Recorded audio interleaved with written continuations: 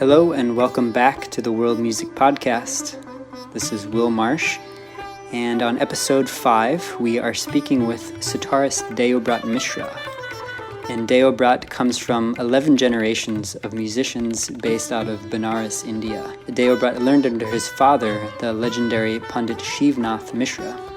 Deobrat's style is very unique and original in the sense that he plays Banarsi Tumri on the sitar. Combining that along with Drupad and Khayal styles of singing, this creates a rare new style.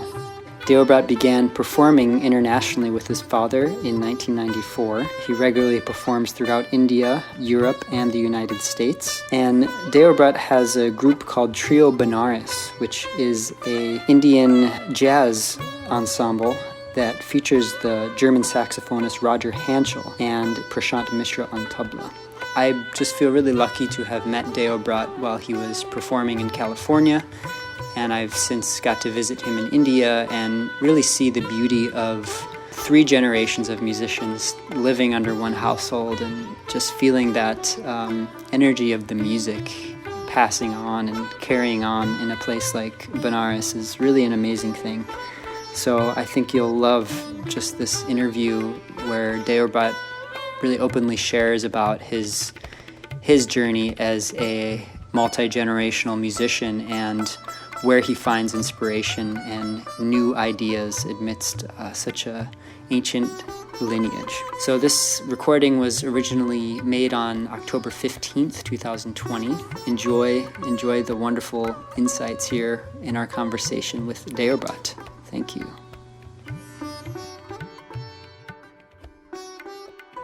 Welcome everyone. Today I'm really excited to have amazing musician Deobrat Mishra tuning in today from Benares, India. And Deobrat ji is a fantastic sitar player and composer and someone who I've had the good fortune to become friends with in my musical journey. So Deobrat ji, welcome and good evening to you.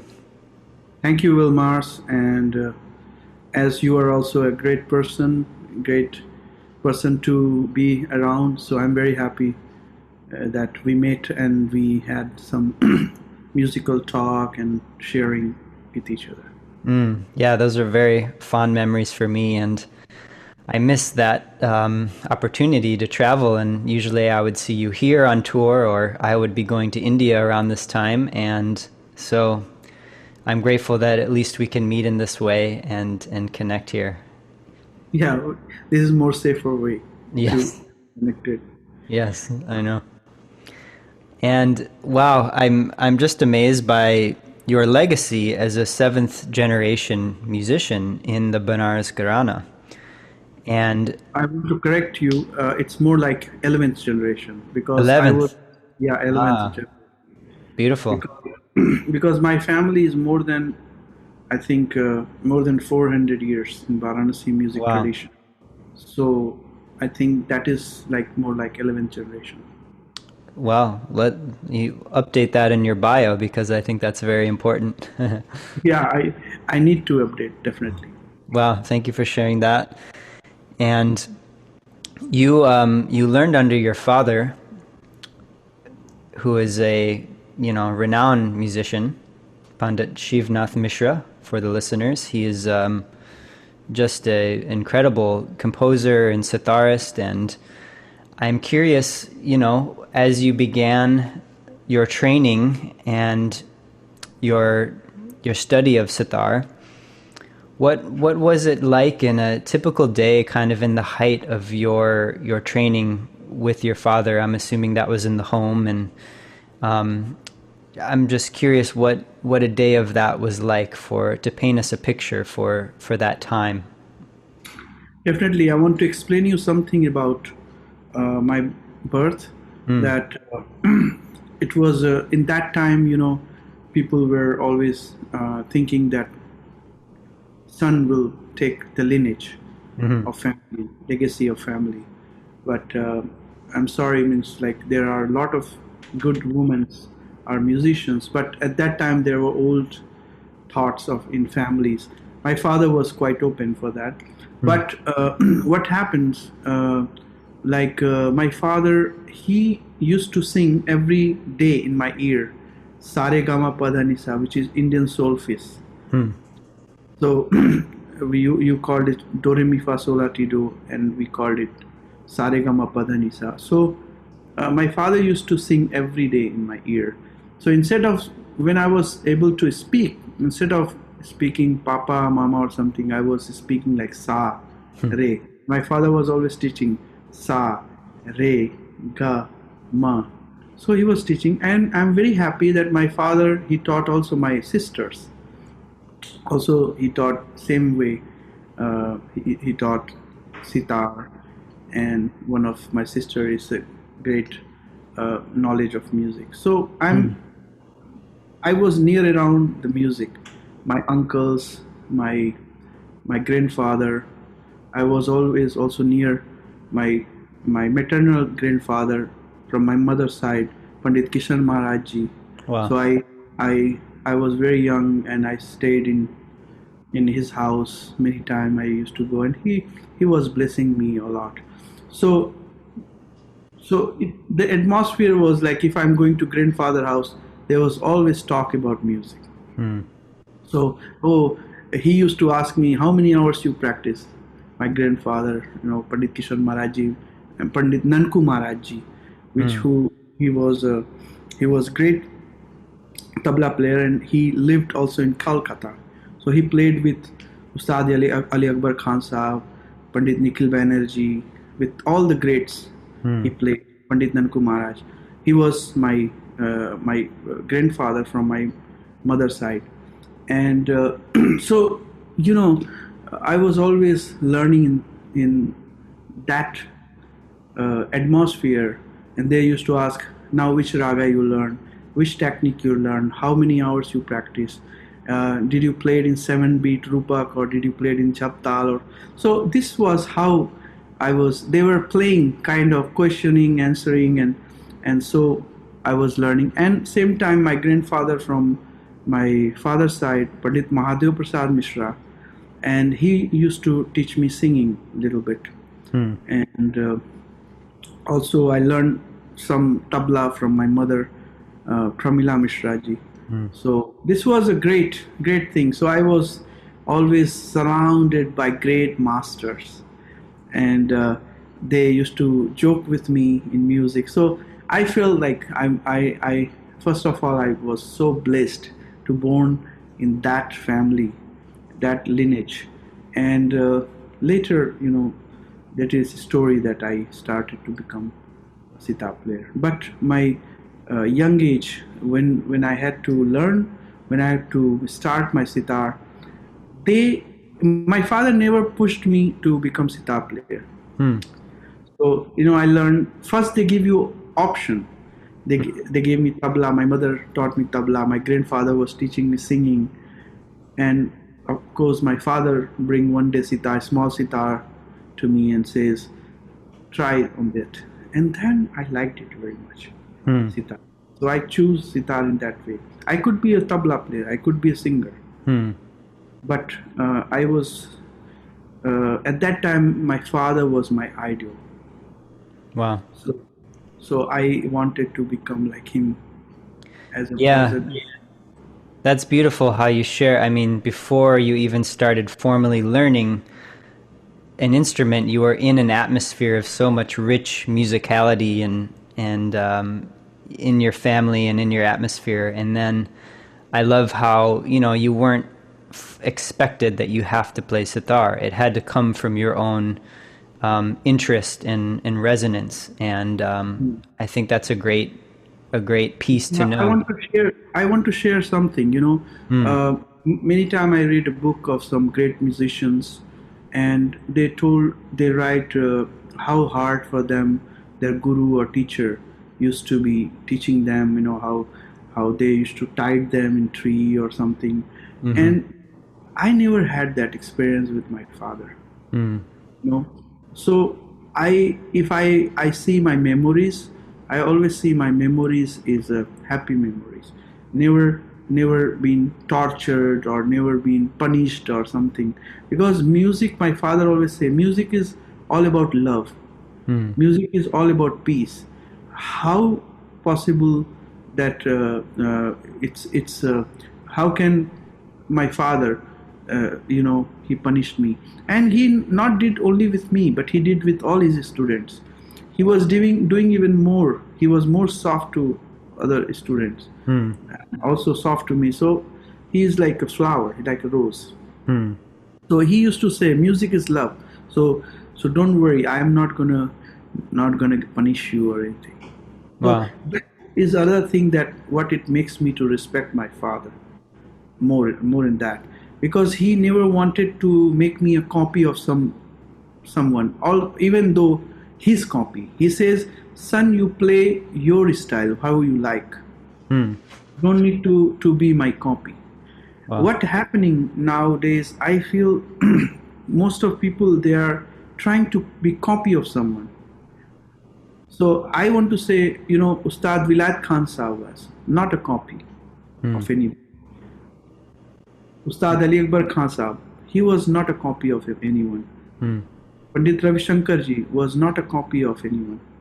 Pandit Nikhil Banerjee was not a copy. They had, there were three great sitar players, four great sitar players, but each one had their own styles.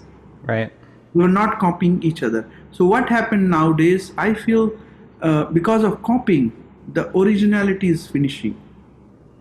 So this has to be very, very important, that people should understand that Indian classical music especially is not a copy. You cannot learn from YouTube and just play exactly like that.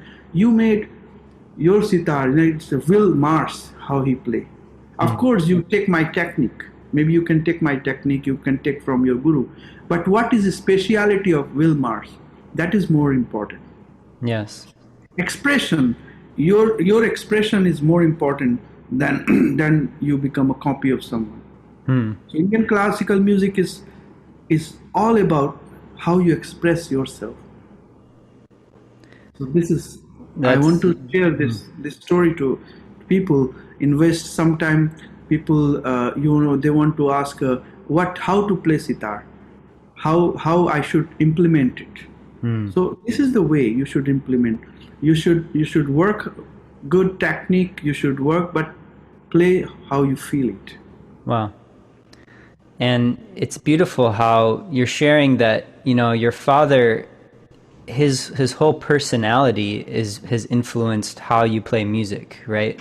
He's really expressing music as a form of devotion and love, and also encouraging you to bring out your own voice. And I think that's an important thing that I am wanting to emphasize, such a beautiful legacy that he is passing on, and I'm sure that you pass that on to your students, and you show music as an example of a love, devotion, something that is sacred to our lives and brings us joy, and that's just really what the world needs right now. So I am giving my pranam to your father, Pandit Shivnath Mishra, for his personality and his just way of being in the world, and that's a great thing. Thank you for such a nice word to you.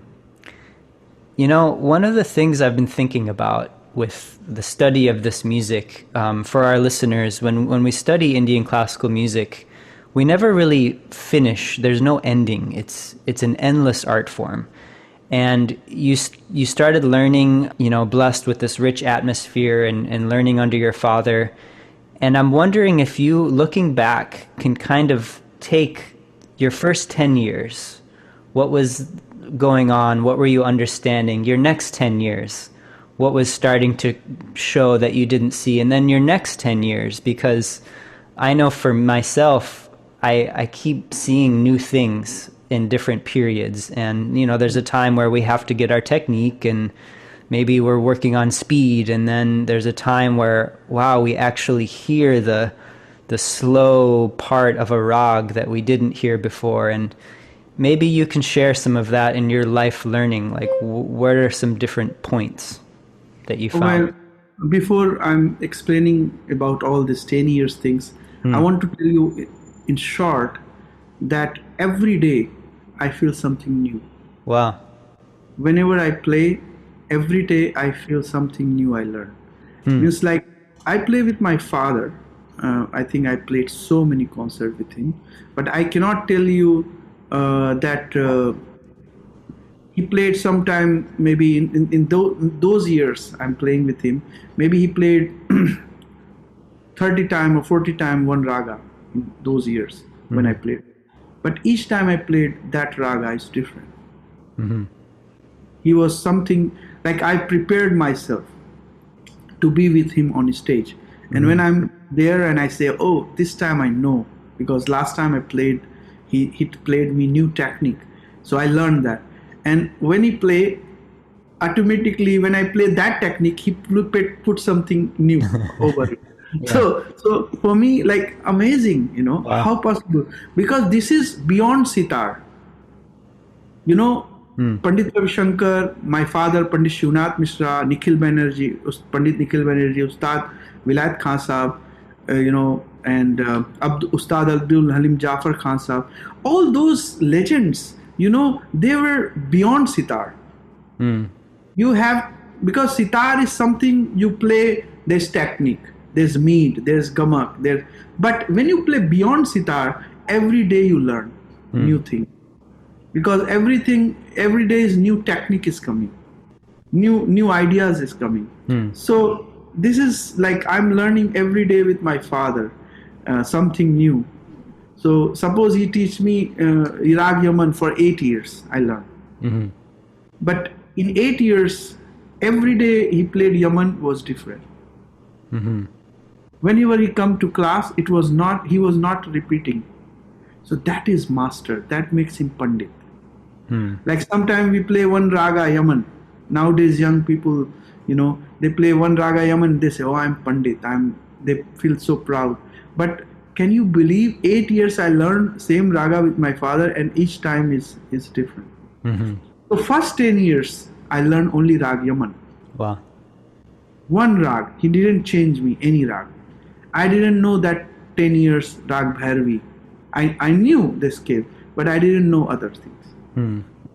So when 10 years I learned only rag Yaman, and he says stick with that. And he was not, I was performing some places, but rag Yaman, rag Yaman, rag Yaman, rag Yaman. So he was not letting me learn another rag. And nowadays, if you want, you come, you ask, the student asks, in universities, suppose I'm saying universities, in Indian universities, I'm talking freely today with your, because people have to understand that. In universities, like I learned one raga for 8 years or 9 years, let's say. In university, when you go, you have to do amuse, bemuse, amuse. 1 year you have to learn 60 ragas, 40 ragas. And so, can you believe how much feeling you can make? Only you learn one bandis, isthai antara, isthai manja antara, and then you go to another rag. Then isthai antara manja, one tan, two tan, it's okay. So this is what happened. Actually, university was made for performing art. Now it become more like theoretical. No more performing art. Why? And they need lot of professors. They need this degree, that. But why not any university produce Pandit Ravi Shankar? Why not any university produce Ustad Allah Rakha Khan Sahab? Why not any university produce Pandit Kishan Maharaj? Why? Because they learn only na on tabla, na, only na, the sound, they move always tabla to get the right tone. For I saw my grandfather making na from morning till evening. And I thought, what he's doing? He's moving, his tabla, na. My father only sa, making sa, his stroke. So amazing. Wow. So this is how artistic way should be. So my first 10 years, as I explained, you learning only rag Yaman, practicing. And then other 10 years was more into techniques. Like, of course, like I tried to be like other sitar play a little fast. Other 10 years, I was more into deepness. because I wanted to become not a fastest sitar player, but I wanted to become a real sitar player.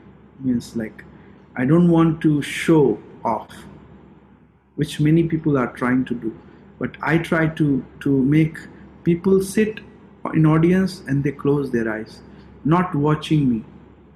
And I tell you one example. There was a concert of Varanasi musician, a great musician, Pandit Shivnath Mishra, my family person, and he was doing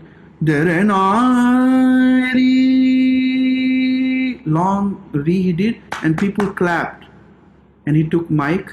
He says in Varanasi, nobody clap in alap.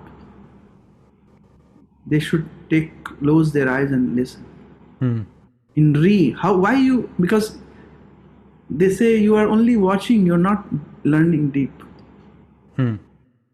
So you understand? The depth. Make the depth. only depth, yeah. Because you are only just try to clap, but not understanding deepness of music. It's not a sport to watch. It's something experience, listen. Yeah.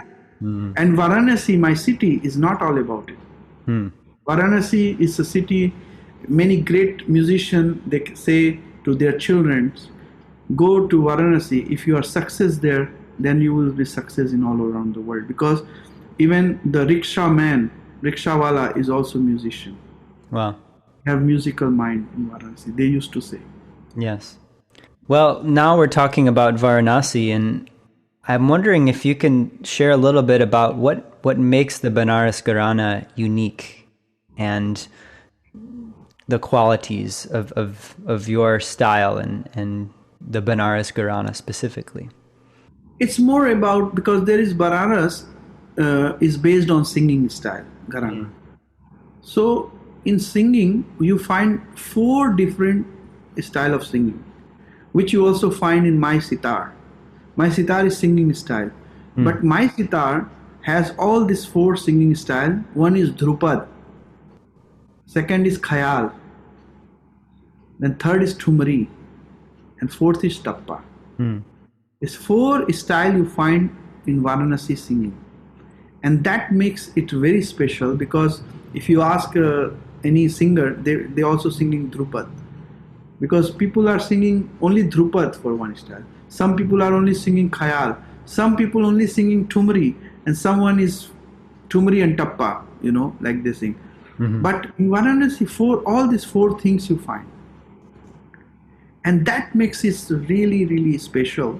And especially Thumri part in Varanasi is amazing.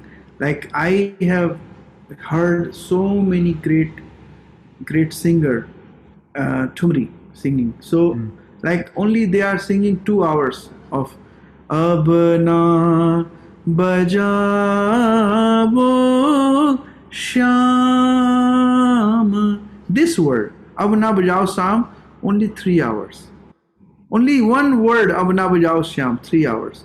And each time they sing is different, never repeating it. So can you believe how much knowledge they have? They never repeat 3 hours the same notes.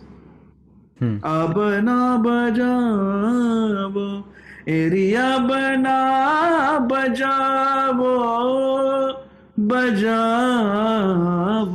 sham, area abana. So you find this thing in my sitar also. Yes. Like 3 hours, I play 2 hours only this Abna bajao sham. And that is ras. Benares is a city of ras. Ras means emotions. Benares, the emotions is already made here in Benares. Bana means already made. Ras means emotion. So all emotion you find full with made inside the city. That's a great description. I've never heard that meaning of Benares. Wow. Yes. Beautiful. And they say surbahar Benares, the morning of Benares. You find if you walk in the ghats, You find musicians playing music, practicing on the ghats. Wrestlers are doing their exercise on the ghats. Meditation, yogis in some corner, yogis are sitting. So each 1 second you're walking, something new you are seeing there. And for music, this is very important city because most this city is still now, like if you go to Bombay, Delhi, other city, those cities are actually very, very fast now. Yes.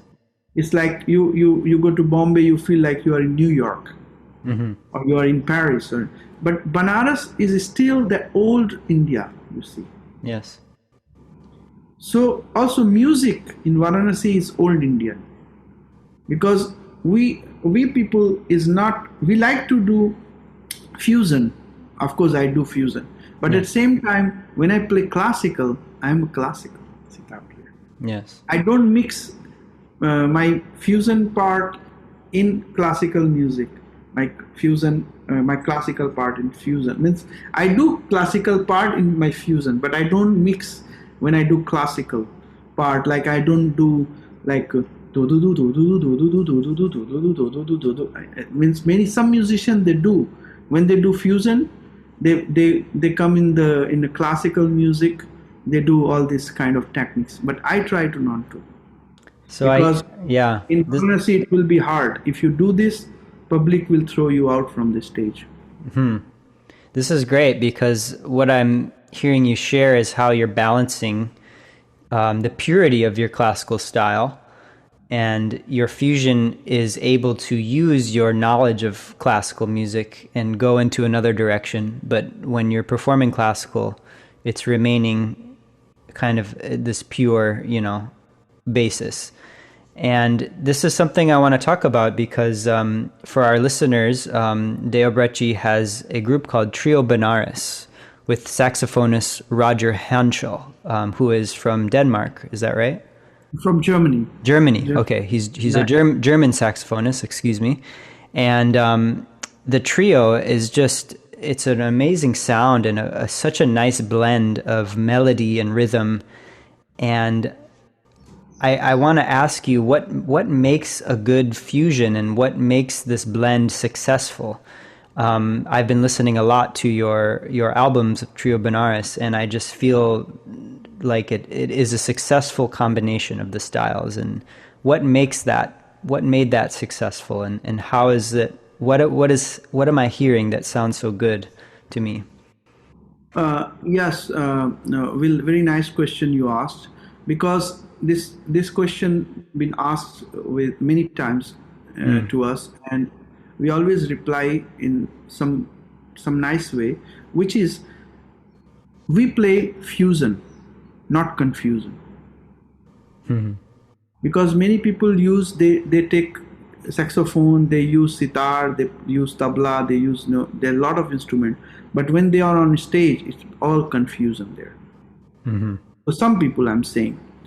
But what we decided, as Roger is a very, very prominent artist in Germany, he won so many awards, and he searched for me to work with Indian musician. He searched me on online. He searched me somewhere, I don't know where, and he called me one day and he says, I want to come to India and I want to learn some Indian classical raga on saxophone. And I say, well, I never did it, but of course you can come and learn with me. And he came to India and he studied ragas, and he wanted to learn the mead technique, which is you don't have in saxophone actually. It's a banding on saxophone. So he learned this banding and like, because in saxophone mostly you can make barely little with your mouth, but you cannot do full banding. And he invent a technique because we sit and together. So if you see in our fusion, you feel it's different. It's not like playing tak tak tak tak tak. It's more like melody, more like emotions, more like feeling. And our compositions, we we not try to use saxophone or sitar or tabla as a sound. We try to make a sound together. If there is some composition, no matter how difficult it is for saxophone or for sitar, we try to manage to play together, because something which is easier for saxophone to play on notes on saxophone, but it's very hard to play on sitar. Yes. But if you see, I did work so many art which is really unbelievable to follow on that. I heard that. I did it. Yeah, I did it because it was challenging for me, and I love to have challenge. Means I like to have, to do something new. Yeah. I'm into say not challenge, but I want to do something new, and which is a unique thing. What he did, this is the right word, unique thing. Yes. So he did very unique thing. He gave me composition. I did, because one note you find in low octave, one here, because he composed with his orchestra way. Western, because he composed also Western orchestra and things he's teach. So he composed in that way. And for sitar, it's like his hand is going jumps, up and up, jumps. But I did it. So that's why this group came very unique. And I would say, the band Chaity also inspired us, with John McLaughlin and Zakir Hussain.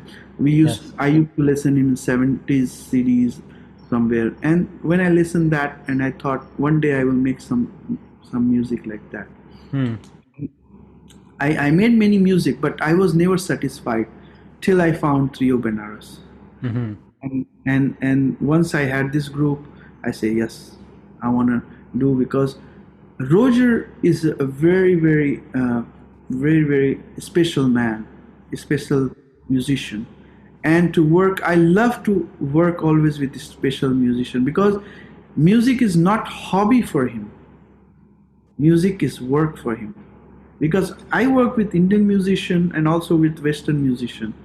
So when I work with Western musician who have hobby, and I have my profession as a musician, it's very hard to work, because they work, okay, it's my hobby, but I want to work like high level. So when Roger Hansel came to me, it's a perfect match we had. Yes. Because he want to do his best, I want to do my best, my tabla player want to do his best. So this was the best combination, best group. So when you say how it works for you, how this thing come, but I say this is unique because we three, work really hard to get. And I want to tell you one composition called Rajas. Yes, I believe I was listening to that just now. Yeah. And I tell you, it took me 2 years to understand that composition. If you hear that composition, you would see how difficult that composition is. Yeah. Because I didn't know where's the one, where's what, and it took me, and I was so frustrated. How can I do?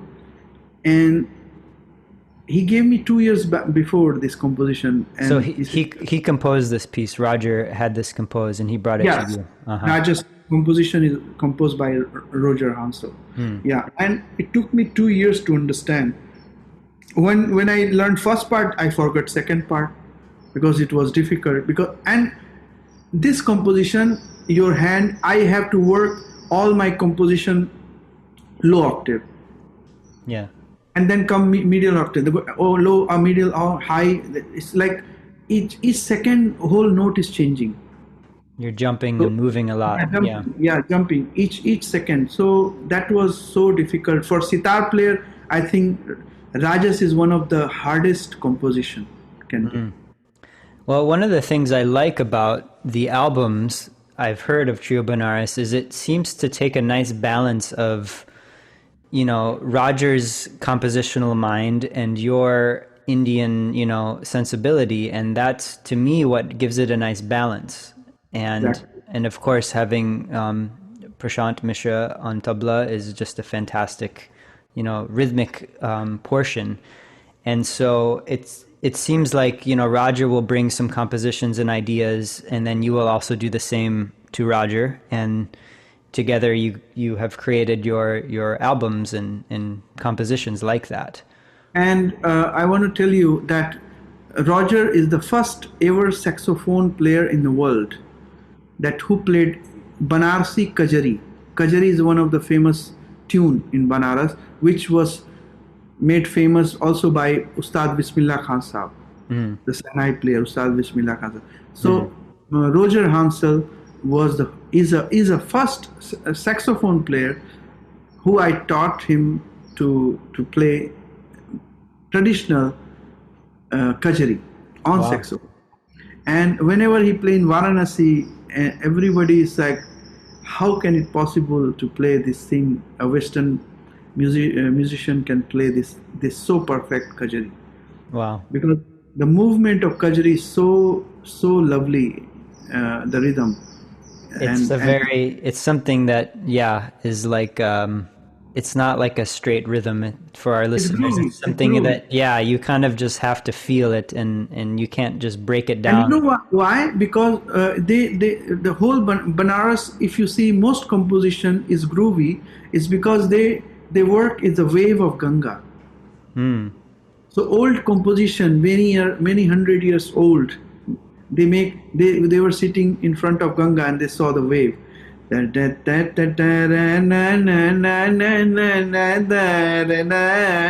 you are sitting on boat, the rocking boat. Yes.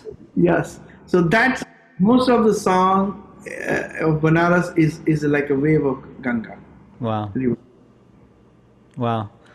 Well, that's amazing. That was something I was wondering, how did it start with Roger Hanschel, and how did you guys start working together? And I think it's just a great story of two musicians from different cultures, both with, the same level of devotion coming together and making something new, which you seem to like this challenge and this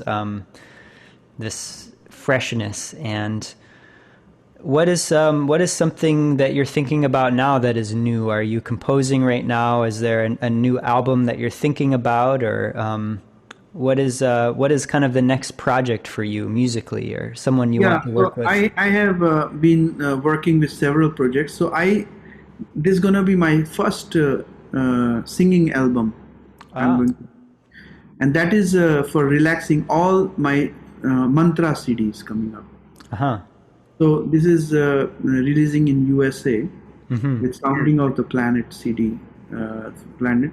This is going to be released, and that is I'm making like a mantra of Gayatri mantra, which is one of the hardest mantra they say, but is one of the healing mantras. And there is Ganesha mantra, and there is a Durga mantra, and there are few Shiva mantra. Shiva, like Har Har Mahadev Shambho and all. But I composed it different way. So it's not like you will ever hear, because I composed in raga. Like I composed Jai Ganesh. I wrote also my own composition, and at the same time I composed it in Rag Darbari. Wow. So this will be like very, because each raga affects a lot to people. So I try to make people in this Corona time. It's this when people are really needing peace, really needing power, really needing energy. So this CD will be gift to them, that they can hear and they can get energized, and they can get out of this situation mentally, and they can get power, so they can feel happiness there. Wow, I'm excited for this. When can we look forward to seeing this album, and how can we find it for our listeners? I'm sure you will find. I think it's next month is going to be releasing. Oh wow, beautiful. Yeah, and all things ready, even cover is ready, and you will find it Amazon and iTunes and Spotify everywhere. And all the streaming platforms. Yeah, everywhere Wonderful. you will find. and people can also, visit my website if they want to come in India later on, visit my school where I have a school in Varanasi, so they can also visit and to get information about Benares music. Wow. Well, this year is unique, and I know normally you would be touring internationally, and I'm curious. You've had a long career as a performing artist internationally, starting with your father, I believe, since 1994, touring in Europe. And I'm wondering, from what you've seen in the West, Europe, and the USA, has the audience, has it changed? Is it growing? Is something that you've noticed in this, over 20-year period that you have been touring in other parts of the world? Or maybe it's easier to just go specifically with, say, Europe versus USA, but I'm just wondering what you have seen in the audience, because, you're bringing a different art form from India to these other countries and other cultures, and I'm curious what you have seen change in your time. Well, I would not say it's a change, because audience is always liking to hear something, like Indian music and relaxed music and something. But what I see is that the greats like after Pandit Ravi Shankar ji gone, and Ustad Ali Akbar Khan Saab gone, especially in US, I see the new generation is coming little. They are more into kirtan. Kirtan, new generation, which is very nice. Very, very, because it's also healing. That's why I made this CD also.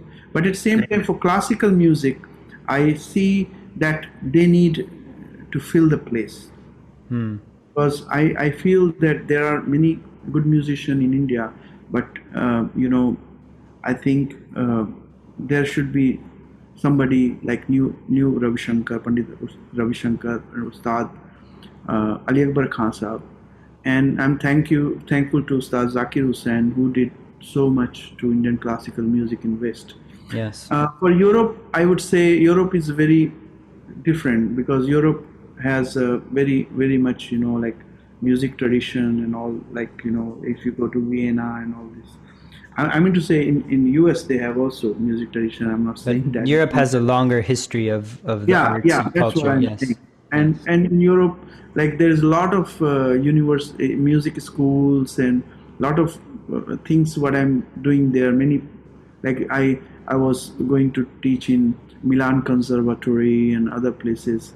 So I'm doing a lot of work in Europe with European musicians. But what I want to do in America, I started to again, because I used to come a lot in US, and it was break for 5 years, and then I started again my tour in US.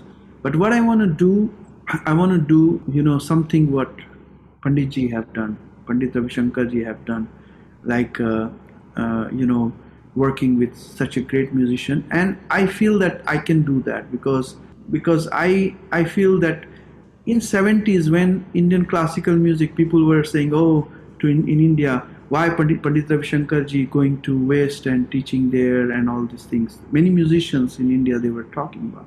But his vision was broad. His vision was big. He wanted to make Indian classical music, Indian music in globally. He wanted, and which he did. That is my vision. My vision is like people asking me, hey, you do less concerts in India, why are you doing in world? I say in India, a lot of musicians is playing. But if I'm able to do, I'm working with, because I'm able to do with Roger Hansel, I'm able to do with Roberto Olzer from Italy, piano player. I'm working with other many projects I'm doing. So because I'm able to do, and I feel happy to do that. Yes. I'm not feeling like I should not do that. I have to be open. I'm open for that. And at the same time, I already explained you before that, when it's traditional music comes, I'm always traditional. But when it's fusion or when I'm working with jazz or world music, I'm trying to be open and present on stage. This is very important for musician to that what Zakir Bhai, Ustad Zakir Hussain ji, Pandit Ravi Shankar ji, and my father was same on stage. He worked with John Handy, with other musicians, Paul Horn, and other musicians. My father worked. So he was present and not here and there on stage. You have to be present. You have to make your part well. So which I try to do on stage. I try to listen others, not only playing my part, but also listening other and give little bit higher touch on that. Yes, the art of being a great performer is very important. And I'm happy also, Will, you are doing good, and you are doing good in sitar, and keep it up. Thank you. And you are making music work and popular in your areas. So that's what it needed to make more interest of music. And I'm there always whenever people need me for recordings, for anything. If they need any information, I'm there to help people. And that should be, artists should be not feeling, as you say, like you're traveling a lot and doing this. But I'm open, and I'm open to talk with people and give my advice or learning from them also. It's not only I'm giving advice, but I'm learning from you. Sometimes I learn from you what you give me, some good advice. I always take it. So this is the good thing of become a good musician. I want to, from your channel, from your video conferencing, or I want to say that if anybody wants to become good artist, they have to be little open. They have to be taking good advice from anyone, no matter it come from child, age of 5 years old young boy or child, or it comes from 70 years senior person. But if you have good advice, you should take. Wow. Well, that's wonderful. That's usually my last question, is some advice, and your advice is to be open to learning from everyone that you work with and encounter. And it's been a real pleasure speaking with you, Deobratji, and we're looking forward to this album release that's coming up. Can you remind us the name of the album? It's a mantra CD by Deobrat. Mantra by Deobrat Mishra. So be on the lookout for this on all streaming platforms. Yeah, and it is also featuring, I invited musician Dean Evanson is playing little flute on that. Some flute, beautiful. And for our listeners who may want to reach out and connect with you, can you share your website with us? www.deobrat, DEOBRAT deobratmishra.com.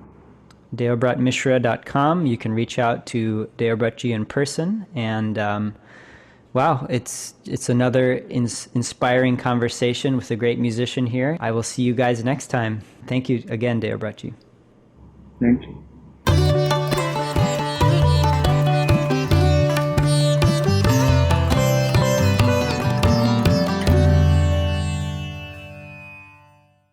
Thank you once again for supporting another episode. Please take a minute to like and subscribe and review the World Music Podcast. If you haven't noticed, when you are listening to the podcast, there will be some notes for the show, in which I always put a link to the featured artist's website or the best place to connect with them. So don't forget to look there and check out more offerings by our featured guests. And then also you can find all of my offerings, such as my instrument shop, my online course, and everything else that I do. So again, thanks so much. See you on the next episode.